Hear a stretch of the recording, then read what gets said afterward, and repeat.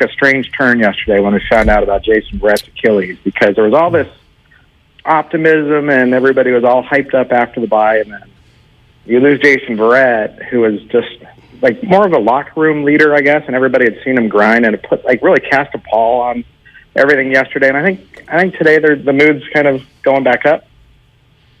Well, that's good. I mean, like, you know, guys get hurt in pro sports all the time, but this one's different. There's no doubt about it, and it's really too bad. Let me ask you about the health of this team right now. I know going into the bye, you know, there's about 6 guys who are on the cusp. What are we looking at for the Chargers game, you think? You know, it's interesting to see how many offensive players are getting back. Like, basically, the whole offense should be ready to go, outside of Trey Lance, obviously. But, I mean, Deebo and Juwan Jennings have practiced all week. Elijah Mitchell looks healthy, and, like, he's taken the number 2 reps behind McCaffrey in practice, so you think he's coming off IR. They're in a great place offensively. Defensively, not so much, because Samson Ebukam, he somehow got hurt on Monday, hurt his quad, and he hasn't practiced all week after that, which means that they're also going to be without Eric Armstead and Javon Kinlaw on that defensive front.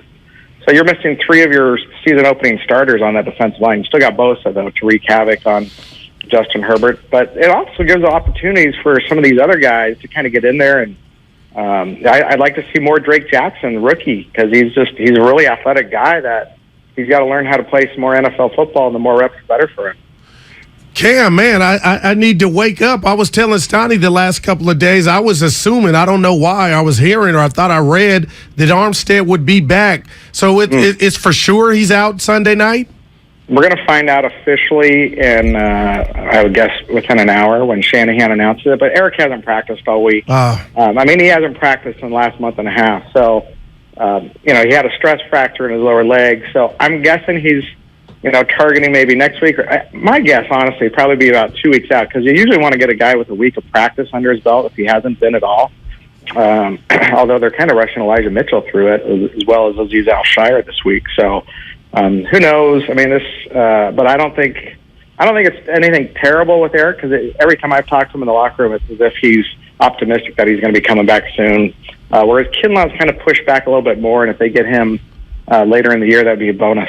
Cam, I know a couple, mainly Ward in the secondary, are playing out of position. Last thing about Verrett, how close was he to coming back? I mean, that's the question I've been asking everybody, and the coaches all the same line they've been saying for weeks is, we're giving him time to just kind of see how he feels. But the indications I got in that locker room were the DBs were ready for him to come back. Like, they thought he was probably coming back this week. And so to get so close after, you know, rehabbing your ACL since, 13, 14 months, man, it's such a bummer. You know what? It's fascinating, because I think Jason Verrett's a really beloved figure around here, and the guy's missed 85 of his last 101 games. It's amazing in pro sport that you can, 1, stick around that long when you're not playing, but 2, that you have such fortitude to fight through so many injuries and keep coming back. And right now he's 31 years old. So, you know, he's torn his other Achilles before. He's torn both ACLs. The guy has had terrible luck. And he's also, though, he's been a great coach to some of these guys in that DB room. Amador Lenore, who's probably going to still be the starter next to Travarius Ward. Demo was telling me in the locker room just how much Verrett's helped him and made him look at the bigger picture of playing DB and work on certain techniques. And if Jason Verrett doesn't play again, I mean, he'd have a great future as a coach, in my opinion. Interesting. We're joined by Cam Inman on 95.7 The Game, Steiny and Guru. You know, I want to ask you a little bit about Deebo Samuel. Do we know for a fact that he doesn't, or is sensitive to being overused as a running back, or doesn't want to be utilized as much as a running back? And if that's the case, what do you think would be the number of rushing attempts per game that would be enough to sprinkle in with McCaffrey back there to really kind of mix it up? I know. I think Deebo just wants the ball in his hands. He's not afraid of how many carries he gets. As long as he gets the ball in his hands and gets to move. His problem is he's not going to get as many options now that you have McCaffrey eating away at those carries. I mean, the way I see it, Matt, is now Deebo can kind of revert more into that receiver role. There's not so much pressure on the Niners to use him in the backfield to cover for guys. I mean, he really reverted to that role last year because they were down so many running backs. And then, I mean, they basically saw how great he was with the ball in his hand. So it's going to be a great balance where maybe, let's put it this way, I'd say McCaffrey's target would be 15 carries and 8 receptions, where Deebo, maybe you do 3-4 carries, and probably about 8 to 10 targets. Yeah, that sounds good. Here's the beauty. Well, hold on. One more thing is, as much as everybody worries about, well, there's not going to be enough, balls to spread around all these guys.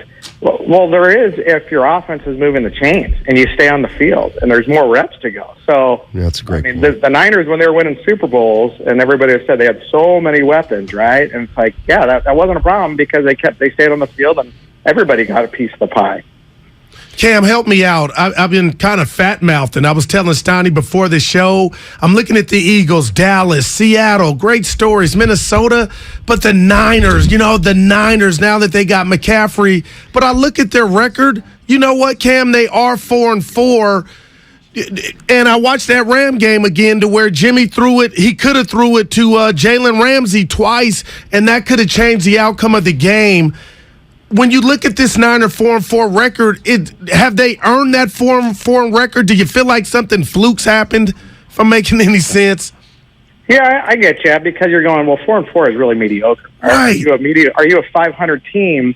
And right now, as the fact that they're getting guys back, that makes everybody think, they're like a 10 and whatever, a 10 or 11 or 12 win team, and that's great. But guess what? There's going to be more injuries. You got 9 games to go. Man. So this thing can still turn on a dime. And you look around the NFC, and the NFC East has piled up a lot of these wins. I think that they're going to cannibalize each other once again in the division play here, and they're going to kind of come back to earth. I think the Vikings, I had them before the season. I said that team's going to go really far because we saw them in training camp. I said that's a really good team. And the Niners, I think the Niners are basically the class of the NFC West, to be honest with you. Yeah. I know everybody's falling for Seattle, and they think Geno's the greatest thing because he's accurate. He knows how to run a system under the strict command, unlike Russell Wilson. But Russell could just heave it and just make magical plays. So it's don't diminish his legacy there. But the Niners they have a lot going for them, right? If Jimmy Garoppolo gets injured, do they still have a lot going for him? Everybody's going to be freaking out about Brock Purdy coming in as a rookie. It's the NFL. You're one play away from everybody realizing, everybody's mortal. Cam Inman, appreciate it. Should be a fun game on Sunday night at 5 o'clock. It should be a fun game. You guys have a good weekend. Thanks for having me.